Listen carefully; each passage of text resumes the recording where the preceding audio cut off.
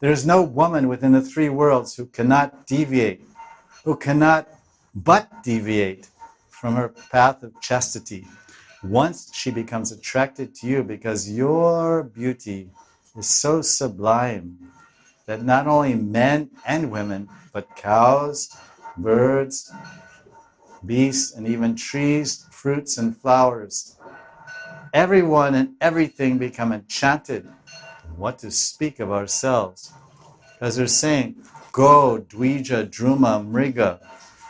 So Go means cows, and Dvija means the birdies, because the birds are born from the mother. That's one birth in the egg. Then they pop out of the egg. They break the eggshell, and that's second birth. So Dvija. So the birds, and Druma means the Kalpadruma trees, the trees. And Mriga sometimes is translated as deer, or sometimes as forest animals. So generally it's translated as deer. So Prabhupada took it even further, that even flowers, fruits, trees, everyone and everything become enchanted. What to speak of ourselves? In other words, it's your fault. You played your flute and everyone goes crazy. Another translation, my dear Krishna, this is in Chaitanya Charitamrita, 2:24-56. My dear Krishna, where is that woman within the three worlds who would not be captivated by the rhythm of the sweet songs coming from your wonderful flute? Your beauty is the most sublime in the three worlds. Upon seeing your beauty, even cows and trees in the forest become stunned in jubilation. So this is what I was saying earlier, a few days ago, that in Braj, the Madhurya is so all-pervasive and saturates every aspect of Vrindavan, Krishna's Madhurya Leela. Even the trees and the forests and flowers, everyone becomes stunned in bliss. How does a tree become stunned in bliss upon hearing a flute?